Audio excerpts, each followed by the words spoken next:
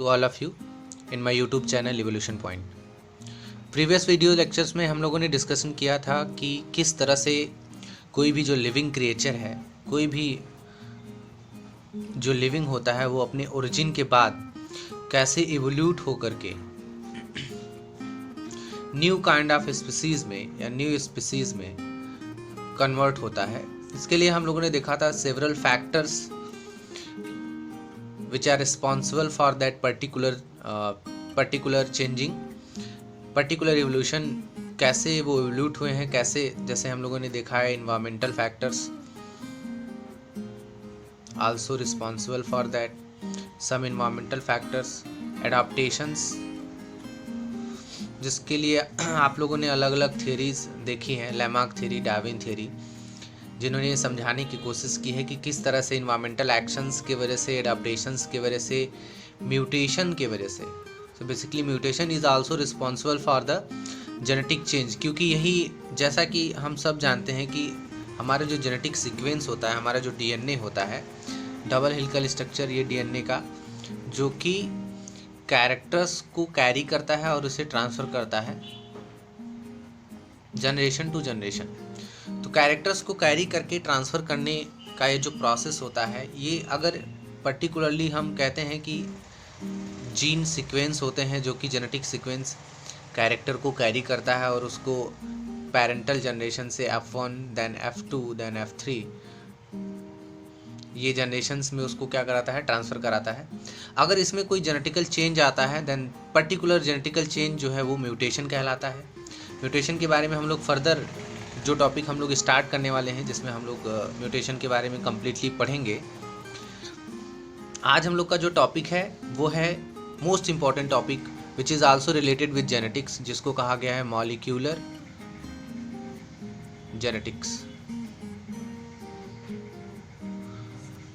Molecular genetics में हम लोग ये डिस्कस करेंगे कि किस तरह से कोई डीएनए जो होता है वो कैरेक्टर को शो कराने के लिए रिस्पॉन्सिबिलिटी रखता है, रिस्पॉन्सिबल होता है।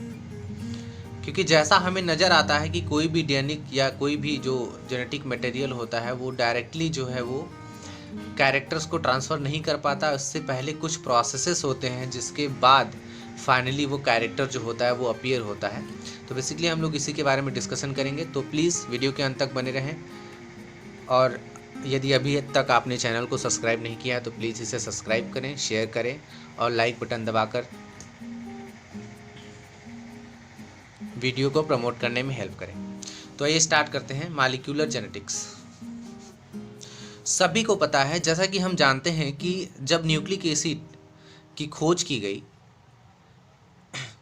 ड्यूरिंग 1868, तो इस समय ये पता चला कि डीएनए और आरएनए ये दोनों ही न्यूक्लिक एसिड होते हैं। बेसिकली मॉलिक्यूलर जेनेटिक्स में हम लोग इन्हीं के बारे में बात करते हैं कि किस तरह से डीएनए या आरएनए या फिर डीएनए जो होता है, मॉलिक्यूलर जेनेटिक्स में हम यही स्टडी करते हैं कि कैसे ये रिस्पॉन्सिबल होता है किसी भी कैरेक्टर को शो कराने के लिए।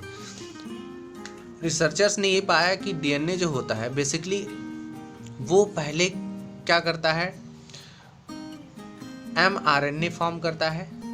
सो DNA is converted into mRNA and mRNA converted or going to help to protein synthesis.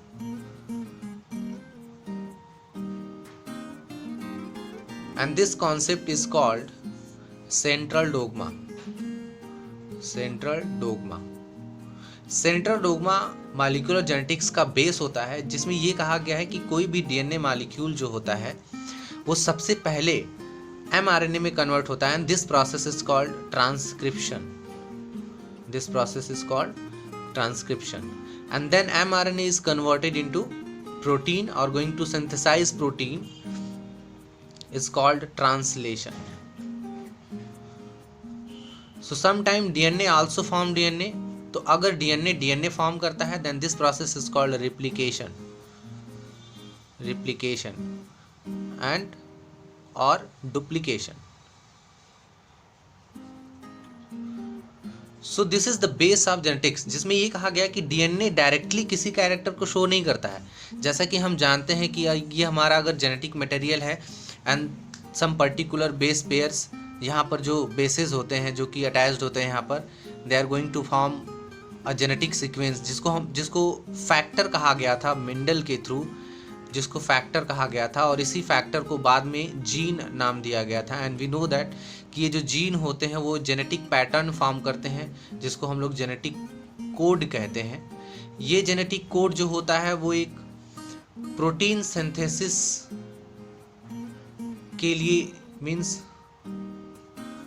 हम ये कह सकते हैं कि ट्रांसलेशन के लिए एक इंफॉर्मेशन कैरी करता है, और इसी इंफॉर्मेशन के बेस पर जो प्रोटीन होता है उसको फॉर्म किया जाता है। एंड पर्टिकुलरली ये प्रोटीन जो होता है वो फंक्शनल, किसी भी फंक्शन या किसी भी स्ट्रक्चर के लिए रिस्पॉन्सिबल होता है इनसाइड द बॉडी। आप देख सकते हैं कि हर बॉडी के हर फंक्शन के लिए एक एंजाइम या फिर एक कोई पर्टिकुलर प्रोटीन या फिर पर्टिकुलर जो फैक्टर रिस्पॉन्सिबल होता है, उसका जो सिंथेसिस होता है वो according to genetic code. And this genetic code ये कैसे अपने आप को एक्सप्रेस करता है, means gene expression and regulation की कैसे कोई डीएनए जो होता है वो अपने आप को एक्सप्रेस कर पाएगा, कैसे वो अपने कैरेक्टर को शो कर पाएगा। हम लोग इस चैप्टर में यही सारी बातें डिस्कशन करेंगे। बेसिकली हमने कहा central dogma is too important for our understanding, क्योंकि डीएनए से एमआरएनए बनता है and mRNA is going to synthesize and form the protein. तो ये एमआरएनए प्रोटीन सिंथेसिस करता है, and this is the basic structure या स्ट्रक्चरल और फंक्शनल। यही जो होता है बेसिक स्ट्रक्चरल और फंक्शनल बेस होता है, जो कि मीन्स जो कैरेक्टर को हमारे बॉडी के अंदर क्या कराता है, शो कराता है। सो this is the central dogma.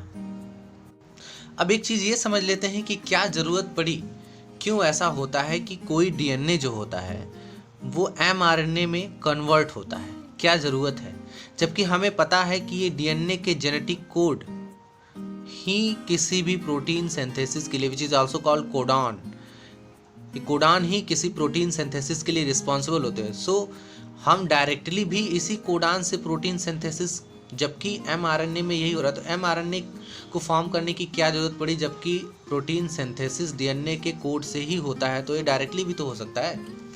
तो इसका आंसर ये है कि कोई भी डीएनए जो होता है, जो जेनेटिक मटेरियल होता है, हाईली प्रोटेक्टिव एरिया में कवर्ड होता है। आपको पता है कि जो हमारा न्यूक्लियस होता है उसके अंदर हमारा डीएनए या फिर हम कह सकते हैं हमारा जेनेटिक मटेरियल होता है, जो कि काफ़ी हाईली एरिया में प्रोटेक्टेड होता है। कभी भी न्यूक्लियस को छोड़ करके ये डीएनए, कभी भी डीएनए अपने न्यूक्लियस को छोड़ करके, उस प्रोटेक्टिव एरिया को छोड़ करके बाहर नहीं आता है। तो अगर डीएनए बाहर नहीं आएगा तो प्रोटीन सिंथेसिस नहीं होगा, प्रोटीन सिंथेसिस नहीं होगा तो कोई भी कैरेक्टर जो है वो शो नहीं हो पाएगा। इसका मतलब हमें डीएनए की ज़रूरत है, because the genetic sequence of DNA, the codons of DNA carry the parental character and which is responsible for the particular protein synthesis, and that particular protein synthesis or that particular protein वो responsible होता है किसी character के लिए। So we need to DNA or we need to that particular sequence for our protein synthesis। हमें उस particular sequence की ज़रूरत है हमारे प्रोटीन सिंथेसिस के लिए। लेकिन प्रोटीन सिंथेसिस जो होता है वो साइटोप्लाज्म में होता है, और साइटोप्लाज्म में अगर प्रोटीन सिंथेसिस हो रहा है, डीएनए कहाँ पर है, ये न्यूक्लियस में है, तो हमें ज़रूरत है, जबकि ये डीएनए इस न्यूक्लियस को छोड़ करके बाहर नहीं आएगा, लेकिन हमें डीएनए की ज़रूरत है साइटोप्लाज्म में। तो यहाँ पर एक प्रोसेस होता है, देन डीएनए का जो कम्प्लीमेंट्री स्ट्रैंड बनता है विच इज़ कॉल्ड एमआरएनए। ये जो होता है प्रोसेस, जो ट्रांसक्रिप्शन, सो इसीलिए ट्रांसक्रिप्शन होता है क्योंकि ये डीएनए का कम्प्लीमेंट होता है, और फिर यही जो इन्फॉर्मेशन इस डीएनए के अंदर होती है वही सेम इन्फॉर्मेशन एमआरएनए के अंदर होती हैं, और उसी इन्फॉर्मेशन का यूज़ करके ट्रांसलेशन प्रोसेस में प्रोटीन सिंथेसिस प्रोसेस परफॉर्म किया जाता है। तो इस वजह से जो है वो सबसे पहले ट्रांसक्रिप्शन होता है एंड देन ट्रांसलेशन होता है।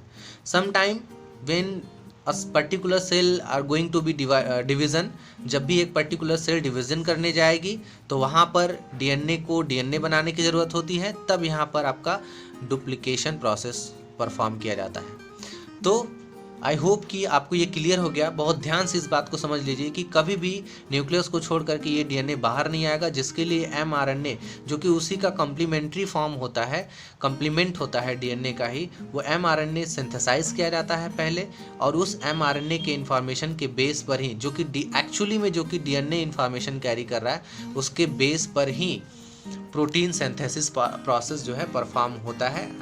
फाइनली जो है वो कैरेक्टर शो हो रहे हैं। ये सारे जो काम हो रहे हैं वो मॉलिक्यूलर बेस पे हो रहे हैं, डीएनए के मॉलिक्यूलर बेस पर हो रहे हैं, जेनेटिक मटेरियल के मॉलिक्यूलर बेस पे हो रहे हैं। So basically we are call them as a molecular genetics, या फिर inheritance of characters on the molecular level. तो हम लोग इस चैप्टर में, इस सेक्शन में हम लोग यही सारी चीज़ें पढ़ेंगे, इन्हीं सारी चीज़ों से रिलेटेड बातें, जिसमें हम लोग को बेसिकली क्या क्या पढ़ना है। हम लोग पढ़ेंगे DNA RNA, and then DNA replication, and then protein synthesis,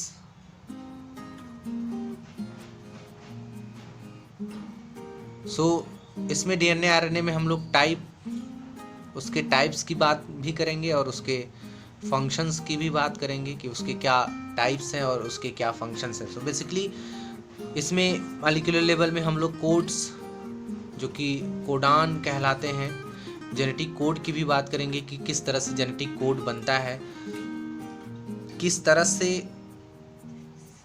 DNA जो है वो आरएनए फॉर्म करता है, means transcription, and also we are going to study about translation, means mRNA to protein. तो इतनी सारी चीज़ें जो है हम लोग को मॉलिक्यूलर जेनेटिक्स से रिलेटेड पढ़नी है, जो कि आपके नीट एग्ज़ाम्स के लिए भी बहुत इंपॉर्टेंट होता है, क्योंकि ये सारे टॉपिक्स जो हैं वो कॉम्प्लेक्स टॉपिक्स होते हैं, जिससे मोस्ट ऑफ द क्वेश्चंस बनते हैं आपके कॉम्पिटिटिव लेवल्स में। सो नेक्स्ट वीडियो लेक्चर में हम लोग इस बारे में डिस्कस करेंगे। आई होप कि आपको मॉलिक्यूलर जेनेटिक्स का कॉन्सेप्ट समझ में आया होगा। एंड प्लीज़ अगर वीडियो आपको अच्छी लगी तो उसे लाइक करें, शेयर करें, और यदि आपने चैनल को सब्सक्राइब नहीं किया है तो हमसे जुड़ने के लिए हमारे चैनल को सब्सक्राइब करें। Thank you for watching. Thank you guys.